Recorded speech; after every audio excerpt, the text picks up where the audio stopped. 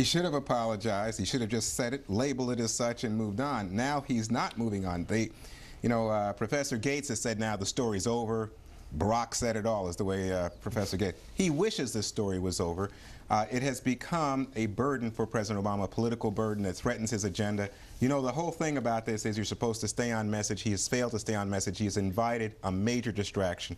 And the reason I say that is he's doing damage to his image as someone who transcends race. He's supposed to be a racial healing force in our country. I think a lot of people voted for him because of that. Instead, he has put himself in the position of playing racial politics, and it's evident that he doesn't know what he's talking about, so it must be they're simply appealing to racial antipathy in the society and racial anger. And he brings in things like racial profiling that have nothing to do about a case where the police were called to protect the home of a black person. There's enough complaints in my community about police not being there to do enough to protect black people. So here is President Obama really stepping in and hurting himself in a way that I think is going to damage his personal approval ratings, and that has political consequences. And today the police union and all the Cambridge police officials came out and they urged an apology from President Obama, saying that they stood firmly behind Sergeant Crowley and his actions in this arrest.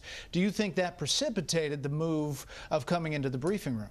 I think that what precipitated the move into the briefing room was the understanding among his political advisors that he was no longer in charge of the story, that it had gone past him, was damaging him politically, and had derailed the discussion of health care.